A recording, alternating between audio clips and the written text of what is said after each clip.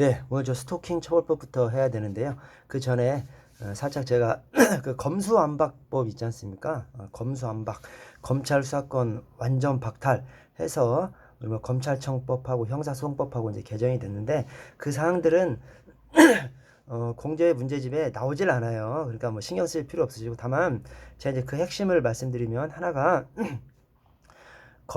검찰의 검사의 수사 개시 범죄가 경선, 공부, 방대, 그러니까 경제범죄, 선거범죄, 공직자범죄, 부패범죄, 방위산업범죄, 그다음에 대형 참사범죄 이렇게 여섯 가지였는데 그것이 세 가지 또는 두 가지로 이제 줄어듭니다. 뭐냐면 경제범죄, 부패범죄, 선거범죄, 경부선이죠. 근데 선거범죄는 올해 말까지만. 그러니까 내년 시험 보실 때는 경부만 남는 거죠. 근데 이런 사항 공제 문제집에 안 나오니까 뭐 신경 쓸 필요 없으시고 다만 제가 28페이지 하단에 이제 이의신청권 관련해서 이의신청이라는 것이 우리 사경이 불송치를 하게 되면 그 불송치한 사유를 고소인 등에게 통지를 하게끔 되어 있습니다. 이제 통지를 받은 고소인 등이 이의 신청을 하면 그냥 100% 송치하게끔 또 돼 있어요. 그런데 그 이의 신청인의 이제 그동안은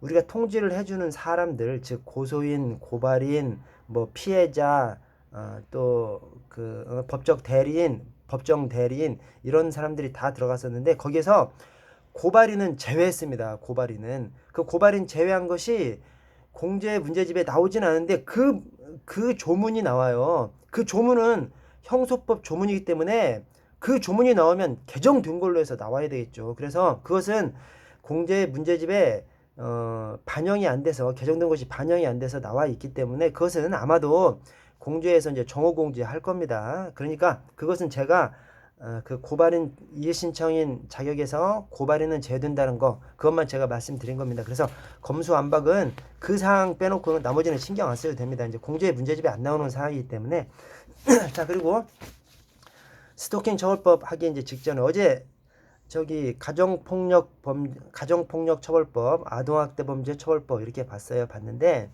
그 핵심 사항이 응급조치, 긴급 임시조치, 임시조치 이 세 가지 사항을 아는 겁니다. 그 뼈대를 알지 못하면 1000번을 읽어봐도 이게 뭐 숙지가 안 돼요. 그래서 그 뼈대를 숙지를 하셨는데 그 뼈대가 재수보의 통피, 격백통 요구사항 이게 이제 가정폭력이고요. 그 다음에 아동학대는 제격보의 제격보의 격백통 친교 요구예요. 그래서 이것을 좀 숙지를 해 주입사. 그런데 이것이 이제 세 가지로 응급조치, 긴급 임시조치, 임시조치. 응급조치하고 긴급 임시조치는 사경이 하는 것이고 임시조치는 판사가 하는 겁니다. 자, 그런데 응급조치하고 긴급 임시조치, 임시조치 이게 각각 해야 한다, 할 수 있다 어떻게 돼 있을까요? 여러분 여기에 입법권자의 의사가 담겨 있는 겁니다. 자, 응급조치는 긴급 출동했을 때 하는 거잖아요. 그래서 응급조치는 해야 한답니다. 이게 가폭, 아동학대 똑같아요. 응급조치, 사경이 딱 도착했을 때 그리고 아동학대는 응급조치의 권한이 사경 관리만 할 수 있는 것이 아니라 아전공도 할 수 있죠. 아동학대 전담 공무원도 할 수 있습니다. 아동학대는. 자, 그런데 어쨌든 응급조치는 해야 한다로 돼 있어요. 그러니까 우리 경찰이 이 가정폭력 현장이나 아동학대 현장에 출동해서 그냥 가정 일이니까 아유 그러지 마세요 하고 이제 돌아오는 경우가 옛날에 많이 있었던 거죠. 그러지 말라는 겁니다. 그래서 반드시 조치를 하라는 거예요. 그래서 응급조치는 조치를 해야 한답니다. 대신 긴급 임시조치하고 임시조치는 응급한 상황은 지나간 상황이에요. 그래서 그 두 가지는 할 수 있다로 해놨습니다. 현장 상황을 우리 경찰이 따져봐서 재량적으로 할 수 있도록 경찰 그 다음에 판사가 따져봐서 할 수 있도록 그래서 응급조치는 해야 한다. 긴급 임시조치하고 임시조치는 할 수 있다. 그 점 좀 주의하시고요. 자 27번 스토킹 범죄 처벌법 보도록 하겠습니다. 여기서는 먼저 스토킹 행위하고 스토킹 범죄를 구분하셔야죠. 그래서 스토킹 행위는 상대방 의사에 반해서 정당한 이유 없이 상대방 또는 그의 동거인, 가족에 대하여 그래서 이 스토킹 행위가 이제 괴롭히는 행위인데, 귀찮게 괴롭히는 행위인데, 그 괴롭히는 그것이 나만 아니라 내 동거인이나 내 가족을 이 괴롭힘을 당해도 스토킹 행위에 들어가는 겁니다. 그래서 나뿐만 아니라 동거인, 가족까지. 그래서 상대방 또는 그의 동거인, 가족에 대하여 다음 하나에 해당하는 행위를 해서 상대방에게 불안감 또는 공포심을 일으키는 것이 스토킹 행위입니다. 근데 그 스토킹 행위에 주거 침입 행위는 없어요. 뭐냐면 스토킹 행위가 이 스토킹 처벌법에서 집 밖에서 귀찮게 하고 괴롭히는 행위를 스토킹 행위로 정의를 해놨습니다. 집 안으로 들어오는 것은 아니에요. 집 안으로 들어오는 것은 이제 뭐 주거 침입이라든가 별도로 처벌합니다. 별도로 처벌하고 집 밖에서 괴롭히는 행위만 스토킹 행위로 정의를 해놨다. 그 점을 먼저 아시고, 그다음에 스토킹 범죄가 되려면 반복적으로 스토킹 행위를 해야 됩니다. 그러니까 반복성이 있어야 스토킹 범죄가 되는 것이고, 반복성이 없는 괴롭히는 행위는 스토킹 행위예요. 그래서 스토킹 행위하고 스토킹 범죄하고 구분을 좀 해주시고요. 그 아래 이 가폭 아동학대처럼 조치를 할 수 있는 권한들을 줬습니다. 그래서 사경한테 응급조치, 근데 그 뒤가 이 가폭하고 아동학대는 응급조치, 긴급 임시조치, 임시조치 이렇게 돼 있지 않습니까? 근데 이 스토킹은 긴급 임시조치가 아니라 긴급 응급조치로 해놓고 임시조치를 잠정조치라고 이름을 지어놨어요. 그래서 이름이 좀 다릅니다. 이름이 다른데 사실 뜻은 뭐 똑같아. 그죠? 그래서 응급조치, 응급조치, 긴급 응급조치, 잠정조치. 잠정조치가 임시조치지 뭐. 그렇죠. 그래서 응급조치, 응급조치, 긴급 응급조치, 잠정조치 이렇게 좀 명칭이 다르다는 것을 구분하시고요. 그 다음에 각각의 그 조치 안에 경수안보 백통 경백통류예요. 경수안보 백통 경백통류입니다. 근데 그 경백통류가 순서를 조금 바꾸면 경유백통이에요. 경유백통. 그래서 경수안보 백통 경유백통입니다. 근데 이제 경백통류 이게 이제 순서라서 그렇게 적어놨습니다만 경수안보 백통 경유백통 이렇게 좀 생각을 좀 해 주십시오. 자, 4번에 스토킹 범죄를 저지른 사람은 3년 이하 징역 또는 3천만 원 이하 벌금에 처하고요. 이 죄는 반의사 불벌입니다. 대신 흉기나 위험한 물건을 휴대해서 이 스토킹 범죄를 저지르면 5년 이하 5천만 원 이하로 늘어나고요. 또 이 죄는 반의사 불벌이 아닙니다. 그러니까 기본 스토킹 범죄는 반의사 불벌. 근데 이 흉기 위험한 물건 휴대 스토킹 범죄는 반의사 불벌이 아닙니다.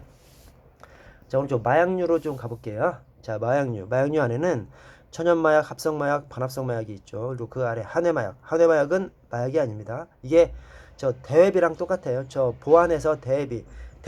비록 맨 끝에다가 비자라는 말을 넣었지만 비밀이 아니잖아요. 비밀 외에가 대회비예요. 그래서 이것도 똑같아요. 이름에 한해마약을 넣어 놓았습니다만 이 한해 마약은 마약이 아닙니다. 마약이 아니니까 마약류도 아니죠. 그래서 자, 한해 마약 마약류가 아니다. 이게 하여튼 가장 중요한 사항이고, 그 다음에 한해 마약의 종류를 보시면 코데 세코예요. 코데 세코. 코데 세코. 그 다음에 마약류가 아니기 때문에 뭐 처벌되지 않습니다. 코데 세코. 자, 그 다음에 위에 이제 마약인 천연마약, 합성마약, 반합성마약 중에서 다 외울 수 없으니까 천연마약하고 반합성마약만 외우자고요. 그래서 천연마약이 양아몰크인이에요. 양아몰크인. 그래서 양규비, 그 다음에 아편, 생아편, 네, 몰핀, 크랙, 그 다음에 인자로 끝나는 거, 코데인, 테바인, 코카인 다 천연마약입니다. 대신 인으로 끝나는데 천연마약이 아니라 반합성마약이 있어요. 그것이 이제 헤로인입니다. 헤로인. 그래서 반합성마약은 헤로인부터 시작하는데 여러분 그러니까 이제 천연마약은 그냥 천연 성질로 된 것이고 합성마약은 화학적으로 합성을 한 것이죠. 반합성마약은 천연의 성질하고 그 다음에 화학적 합성 성질이 동시에 있는 것이 이제 반합성마약인데 이 반합성마약 종류가 해오기 하입니다. 근데 저는 그냥 이렇게 연상을 했어요. 반합성 뭔가 막 섞이고 막 섞여서 이상하고 또라이 좀 이런 것을 좀 연상을 시켰습니다. 그래서 반합성 마약 절반만 섞여버리니까 뭔가 이상한 삐꾸 또라이. 그래서 또라이처럼 한번 발음을 해보는 것이죠. 그래서 해오기 하이 해오기 하이 그렇게 하니까 좀 반합성 마냥 이게 떠오르더라고요. 그래서 반합성 반반씩 섞이니까 뭐 삐꾸 또라이 이렇게 좀 생각을 하셔서 내가 또라이가 된 것처럼 발음을 해보시는 거죠. 그래서 해오기 하이 해오기 하이 이렇게 좀 하시면서 숙지를 하시면 되겠습니다. 자, 향정은 각성제, 환각제, 억제제가 있는데요. 자, 각성제, 환각제, 억제제 다 외울 수가 없으니까 각성제, 환각제만 외우자고요. 그래서 각성제가 강매 X얌, 환각제가 환매 엘사페이. 그래서 이게 이제 뭐 레파토리가 제가 지어놓은 레파토리가 LG에서 이렇게 막 강매를 하나 봐요. 막 강제로 파나 봐요. 강제로 팔면 안 되지. 그래서 강매 X얌, 강매하면 안 돼. 환매 엘사페이 그렇게 막 항의하니까 LG에서 LG에서 환매를 해주더라. 좀 그렇게 레파토리를 좀 떠올리시면 되겠습니다. 그래서 강매 엑스얌, 각성제, 환매 엘사페이, 환각제. 그래서 강매 엑스얌, 환매 엘사페이. 위에도 매가 있고 밑에도 매가 있는데 이 강매 엑스얌의 암이 암페타민이거든요. 암페타민이 있는 곳에 메스암페타민이 들어가 있겠죠. 그래서 위쪽에 매가 메스암페타민이고 아래쪽에 매가 메스카린입니다. 자, 그리고 이 메스암페타민이 필로폰이에요. 필로폰. 우리 흔히 이제 히로뽕이라고 하는 메스암페타민이 이제 필로폰, 히로뽕이고요. 그 다음에 환각제에 메스카린, 페이오트가 있는데 메스카린이 페이오트에서 뽑아낸 것이 메스카린이죠. 그래서 페이오트라는 선인장에서 뽑아낸 것이 이 메스카린입니다. 자, 대마를 보시면 대마는 테트라하이드로 칸나비놀이죠. 대마의 그 양명이 테트라하이드로 칸나비놀입니다. 이 테트라하이드로 칸나비놀이라는 환각물질을 주 성분으로 하는 식물이 바로 대마입니다. 그래서 그 대마 안에 모든 부분이 다 그러니까 대마초 안에 모든 부분이 다 이 대마로 사용되는 것이 아니라 대마의 잎이나 꽃을 말린 것이 이제 대마초 마리화나고요. 그 다음에 꽃대 부분, 꽃이 피는 부분에 이제 이 줄기에서 꽃대가 올라가서 꽃이 피지 않습니까? 근데 그 꽃대 중간쯤에 몽골몽골하게 이렇게 뭉친다는 거예요. 대마 수지가 나무 기름이잖아요. 그래서 나무 기름이 완전 액체가 아니라 이렇게 막 찐득찐득하게 거기에 뭉친다는 거예요. 그것이 이제 대마 수지고요. 그 대마 수지를 해시시라고도 합니다. 이제 그것이 다 대마예요. 그것이 다 그것을 전부 다 대마라고 하고요.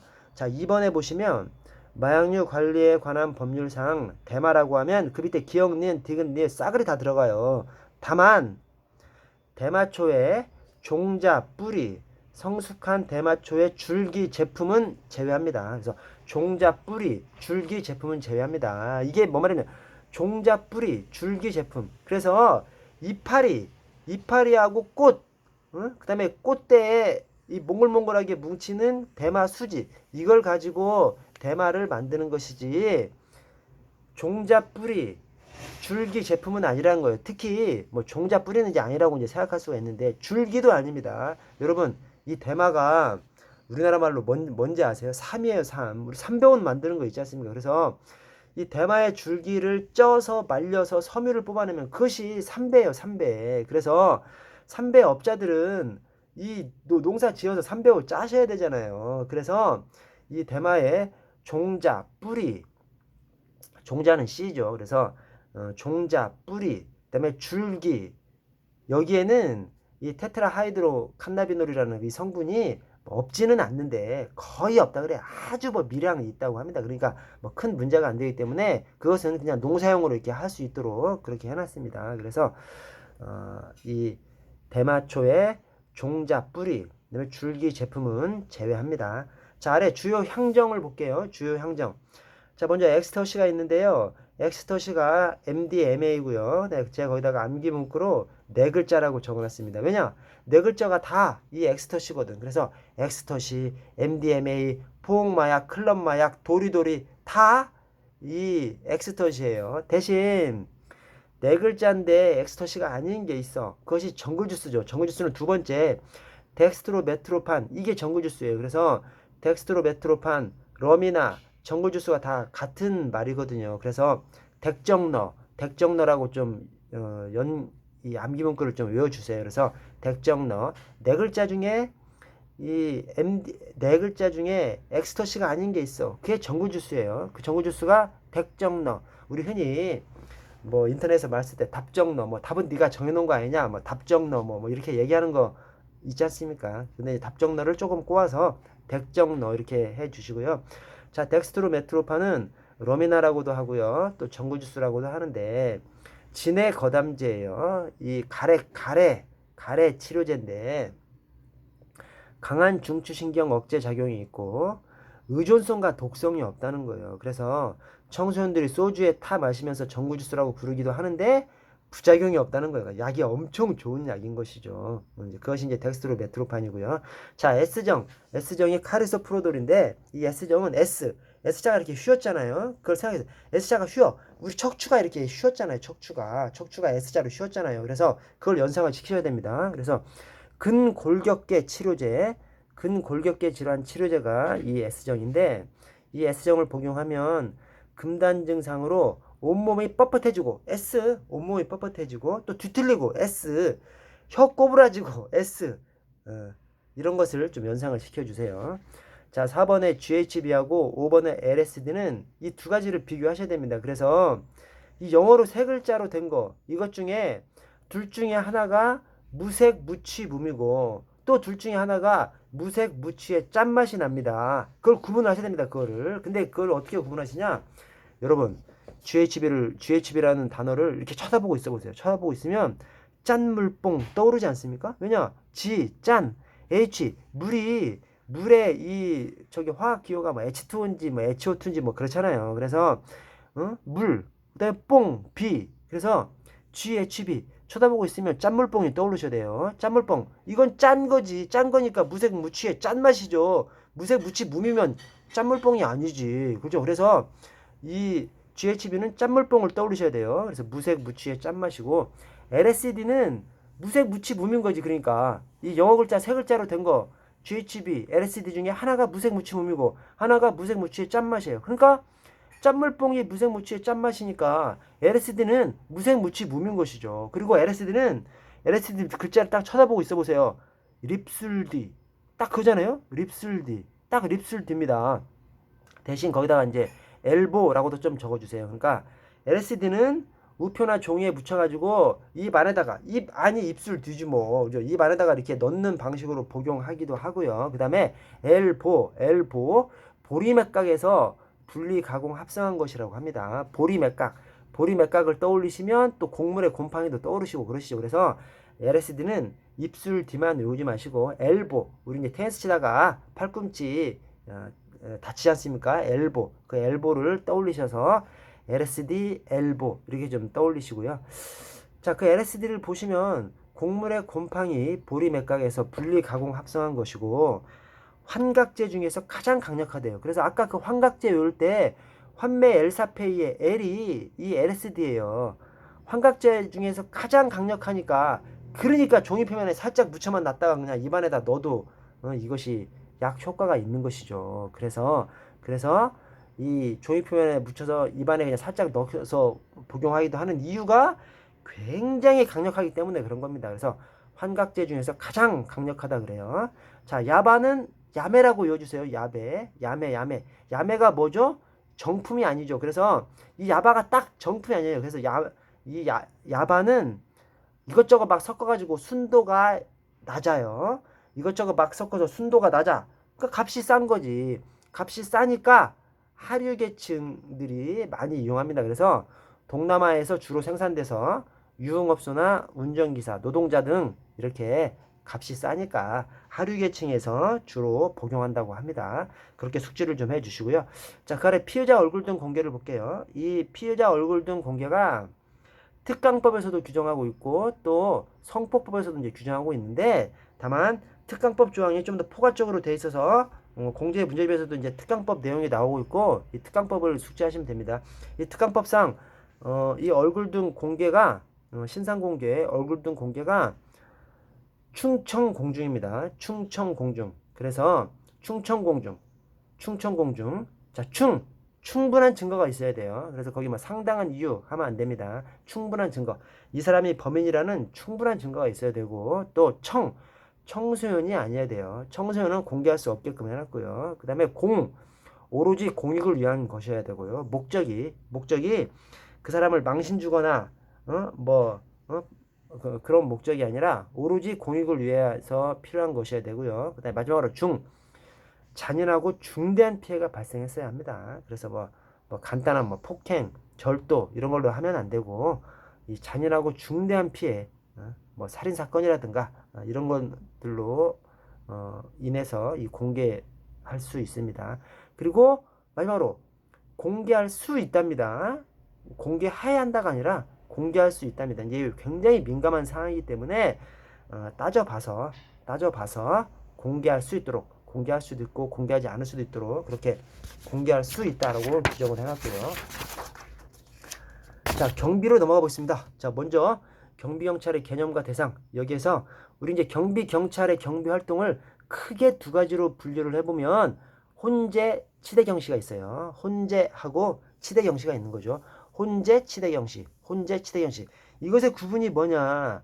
혼재는 그냥 혼잡 재난이고, 치대경시가 치안경비, 대테러경비, 경호경비, 중요시설경비인데 어떻게 크게 구별되느냐?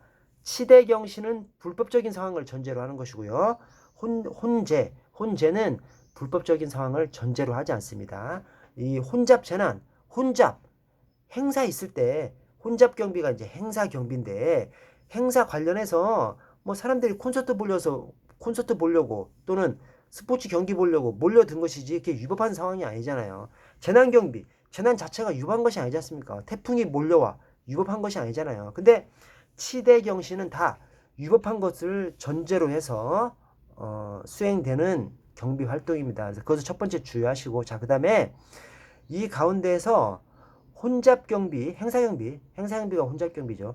혼잡경비하고 치안경비, 이 치안경비가 다중범죄 진압경비라고도 하고요. 또 집회시위 경비라고도 합니다. 이 혼잡경비하고 치안경비를 그 성격을 구분하셔야 됩니다. 그것이 혼잡경비는 군중이 있는데 그 군중이 미조직적 군중이에요. 그래서 콘서트 보러 오는데 집단을 조직해서 오는 건 아니잖아요. 그냥 개별적으로 콘서트 보려고 오는 것이지. 근데 치안경비, 집회시위경비는 조직적 군중을 대상으로 합니다. 그래서 조직적 군중, 민노총이라든가 한총련이라든가 이렇게 조직적 군중을 대상으로 하는 것이 치안경비입니다. 그래서 혼잡경비와 치안경비, 미조직적 군중, 조직적 군중, 이거 구분하셔야 됩니다.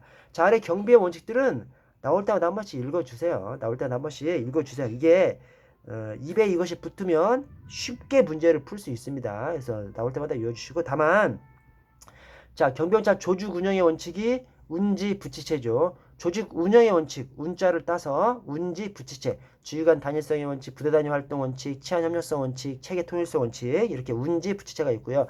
경비 수단의 원칙이 수시 유한균입니다. 경비 수단의 원칙에 숫자를 따고, 그 다음에 시 유한균이죠. 그래서 시점의 원칙, 유치의 원칙, 안전의 원칙, 균형의 원칙이 있어요. 자, 근데 이 중에서 균형의 원칙이 내용이 뭐냐면, 한정된 경력으로 주력부대, 예비부대를 적절히 활용해서 최대 효과를 내라는 거예요. 왜냐, 우리 광화문 앞에서 50만, 100만 시위한다고 해서 경찰력을 50만, 100만 동원할 수 없지 않습니까? 없어. 50만이 뭐예요? 우리 경찰을 다 동원해도 10몇만 밖에 안 되는데. 그래서 우리 경찰력은 이 군중보다 적은 인원이 배치될 수 있습니다. 그런 경우가 태반이죠. 그런데 그 적은 인원도 계속 대응을 하고 또 유사시에 또 진압을 하고 해야 돼요. 그러면 한꺼번에 다 배치하면 한 10시간 지나면 다 그냥 녹초가 돼버리게요. 그래서 기본적으로 경찰력 배치는 주력 부대와 예비 부대를 나눠서, 예비 부대는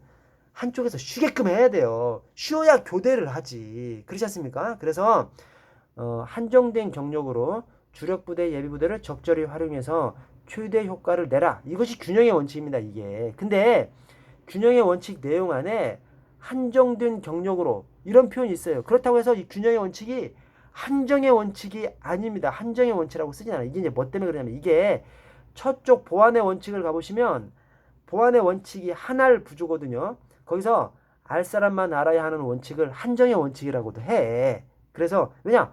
알 사람만 알아야 하는 원칙, 즉 이 정보의 비밀의 배포, 정보의 배포가 알 사람만, 한정된 사람한테만 배포하라는 거지 않습니까? 그러니까 그것이 알 사람만 알아야 하는 원칙을 한정의 원칙이라고도 하지. 근데 이 경비에서 경비 수단의 원칙의 균형의 원칙은 한정의 원칙이라고 하지 않아요. 이것은. 그래서 한정의 원칙이라고 하면 틀린 지문입니다. 왜냐? 내용에 한정이라는 표현이 들어가지만 한정이 아니야. 이것은 균형 있게 경찰력을 활용하라는 것이기 때문에 한정의 원칙이 아닙니다.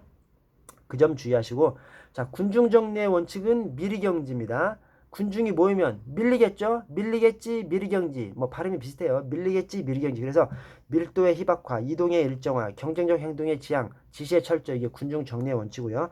경호의 원칙은 하자담보죠. 그래서 하나의 통제된 지점을 통한 접근의 원칙, 자기 희생의 원칙, 자기 담당 구역 책임의 원칙, 목표물 보존의 원칙이 있습니다. 그래서 나올 때마다 그냥 한 번씩 읽어보고 넘어가시고, 자, 행사 안전경비로 넘어가 보시면 공연법하고 그 시행령이 나오고 또 경비업법 시행령이 나옵니다. 근데 주의하셔야 될 것이 공연법 시행령에서는 경찰이란 단어가 단 한 번도 안 나옵니다. 왜냐?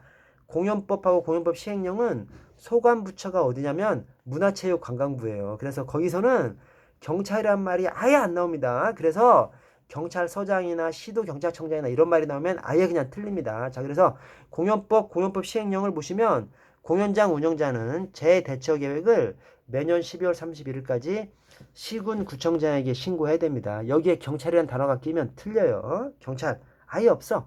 공연법 시행령 들어가셔서 컨트롤 F 쳐가지고 경찰 딱 쳐보시면 한 글자도 안 나옵니다. 한 글자도 안 나요. 그래서 여기서 경찰이 나오면 틀리고요. 자, 1번은 공연장 운영자고요. 2번은 공연장 외입니다. 공연장 외. 자, 공연장 외의 시설 장소에서 1000명 이상 관람이 예상되는 공연을 하려는 자는 재대처 계획을 시군구청장에게 신고해야 합니다. 그래서 공연장 운영자는 매년 재대처 계획 신고해야 되는 것이고, 공연장 외에서는 1000명 이상 관람이 예상되는 공연을 하려는 자만 재대처 계획을 시군구청장에게 신고해야 됩니다.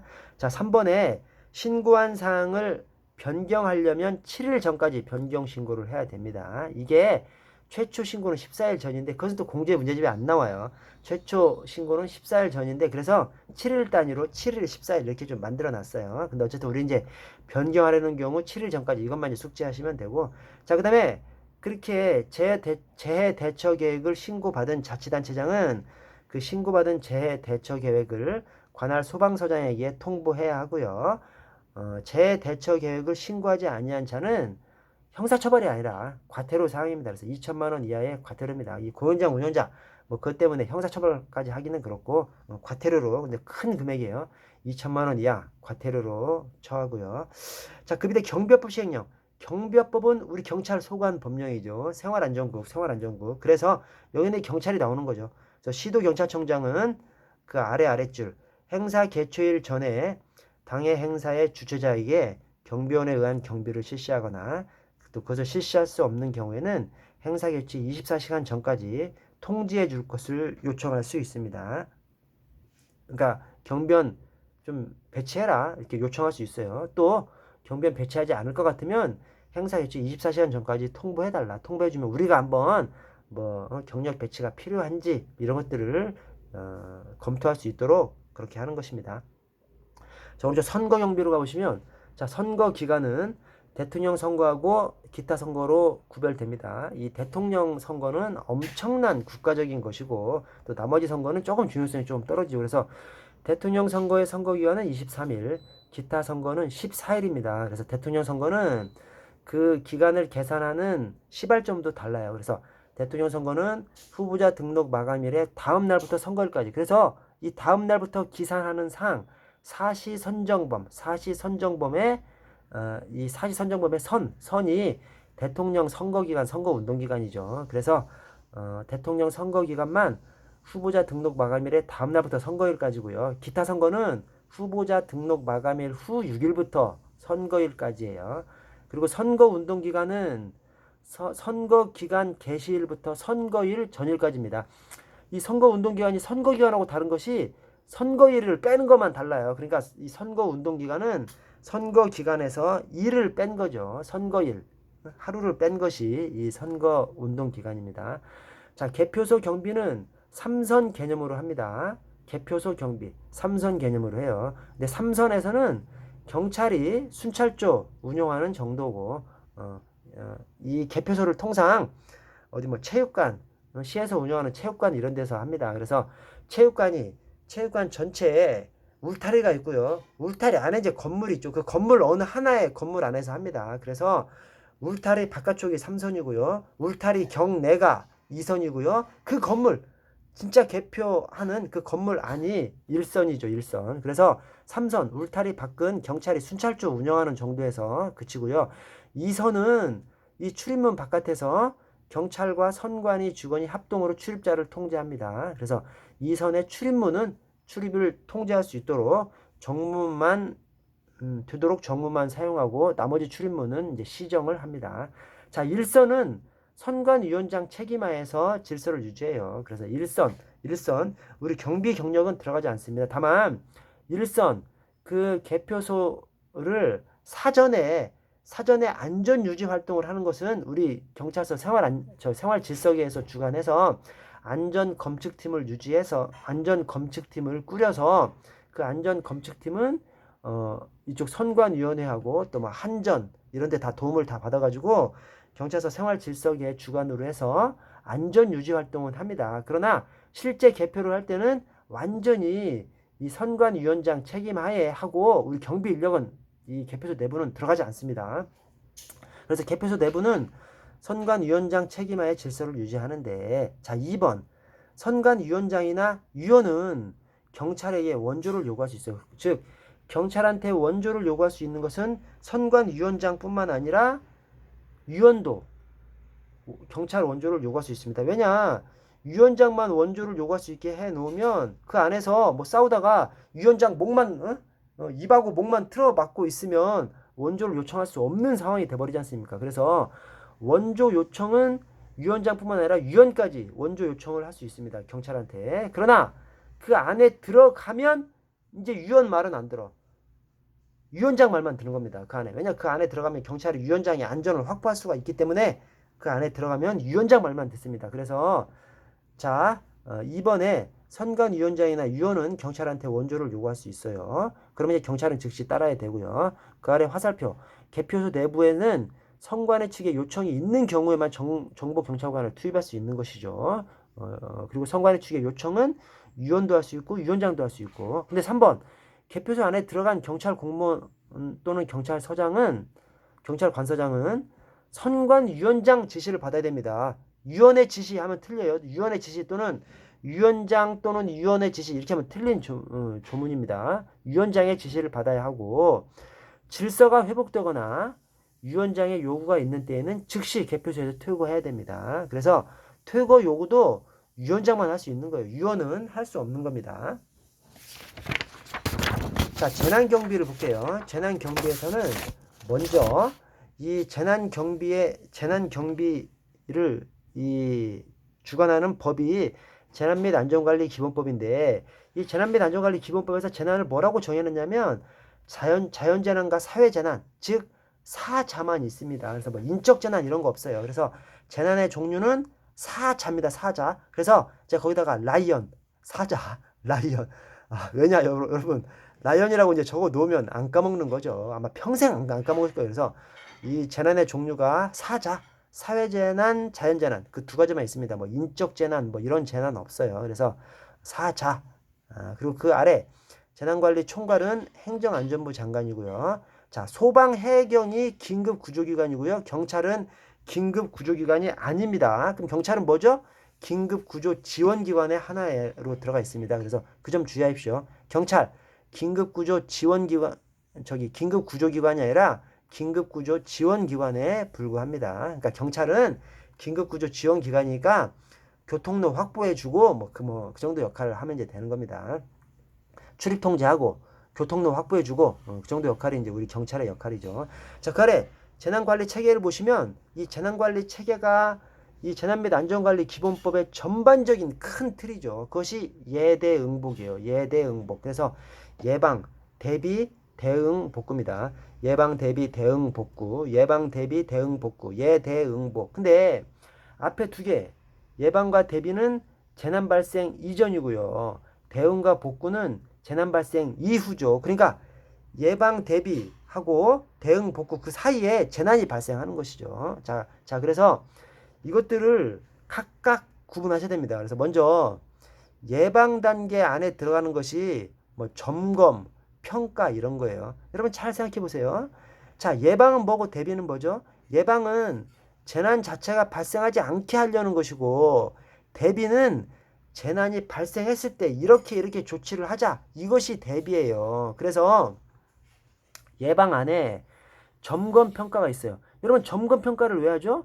재난이 발생하지 않도록 점검하고 평가하는 거예요. 대신 대비 안에는 계획, 매뉴얼, 훈련이 있습니다. 잘 생각해 보세요. 계획, 매뉴얼, 훈련 그 안에는 뭐가 담기죠? 야, 재난이 발생하면 니네 과에서는 이거 하고 니네 과에서는 저거 하고 이렇게 담겨 있는 것이 계획, 매뉴얼, 훈련이죠. 훈련이라는 것이 재난 발생했을 때 어떻게 행동해야 될 것을 훈련하는 거 아닙니까? 그래서 계획, 매뉴얼, 훈련은 대비 단계인 거예요. 재난이 발생했을 때 예방 단계는 재난 자체를 발생하지 않게 하는 것이고, 자, 대응 단계는 재난 발생한 직후입니다. 직후. 그래서 재난 사태 선포가 대응 단계에 있고 특별 재난 지역 선포는 복구 단계에 있어요. 그래서 재난 사태를 왜 선포하죠? 막 대피시키고 대응 조치를 알려주려고 재난 사태 선포하는 거지 않습니까? 재난 사태는 대응 단계고 특별 재난 지역 선포는 이제 재난이 발생한 다음에 한참 지난 다음에 이제 피해 조사를 하는 것이죠. 피해 조사를 해봤더니 특정 지역이 막 피해가 너무 커. 그러면 복구 비용을 막 쏟아 부어 줘야 되잖아요. 그래서 특별 재난 지역 선포는 복구 단계에 들어가 있습니다. 자, 재난 관련된 위기경보 단계가 관주경심이죠. 관주경심. 이게 재난 위기경보 발령뿐만 아니라 나중에 저 테러경보도 관주경심이고요. 우리 대한민국의 국가 위기경보의 발령 단계가 거의 다 이 관주경심으로 통일시켜 놨어요. 뭐 100%는 아니에요. 100%는 아닌데, 그러니까 각 법령 규칙이 바뀔 때마다 다 이 관주경심으로 이제 바꾸고 있습니다. 그래서 거의 다 관주경심으로 바꿔놨습니다. 그래서 이게 거의 통일적인 것이라고 생각하시면 됩니다. 대한민국 위기경보의 단계가 관주경심입니다. 자, 그 아래 경찰 재난관리 규칙을 보시면요. 자, 재난상황실이 있고 재난대책본부가 있어요. 거기 재난상황실 옆에다가 작은 재난이라고 좀 적어주시고요. 재난대책본부 옆에다가 큰 재난이라고 좀 적어주세요. 그래서 법에도 나와 저기 재난관리 규칙 우리 경찰청 훈령 이 재난관리 규칙에도 적혀 있어요. 큰 이 재난대책본부 큰 재난이라고 적혀 있습니다. 그래서 재난상황실은 작은 재난에서 설치하는 것이기 때문에 이 거기 1번을 보시면 치안상황관리관이 위기관리센터나 치안종합상황실에 재난상황실을 설치할 수 있고요. 다만 재난대책본부가 설치되었거나 심각단계 위기경보가 발령되면 재난상황실을 설치 운영해야 되고요. 재난대책본부를 보시면 이거 큰 재난이야. 큰 재난이니까 경찰청장이 나서는 겁니다. 그래서 1번 경찰청장은 인명 또는 재산의 피해 정도가 매우 큰 재난, 그다음에 그 아래 전국적인 관리가 필요하다고 인정되는 경우 경찰청에 재난대책본부를 설치할 수 있습니다. 그래서 경찰 재난관리 규칙은 작은 재난, 재난대책본부는 재난상황실은 작은 재난, 재난대책본부는 큰 재난 이렇게 좀 알아두시고요. 그 다음에 재난상황실에 총분상을 둘 수 있습니다. 총분상. 재난상황실이니까 상자가 들어가는 것이죠. 그리고 재난대책본부에는 총대지를 둘 수 있어요. 그래서 총분상, 총대지, 총분상, 총대지. 재난대책본부니까 대자가 들어가는 거죠. 이 대가 이 대책실행단, 대책지원단이에요. 그러니까 대자가 대책본부에 들어가는 것이죠. 그래서 총분상, 총대지 이렇게 연관을 시켜 주십시오. 총분상, 총괄반, 분석반, 상황반, 총분상. 어디에? 재난상황실에. 그 다음에 총대지, 총괄운영단, 대책실행단, 대책지원단. 이것은 총대지, 재난대책본부에 둘 수 있습니다. 그래서 총분산, 총대지 여기까지 좀 구분을 좀 해 주시고요. 조금 쉬었다가 이어서 하겠습니다.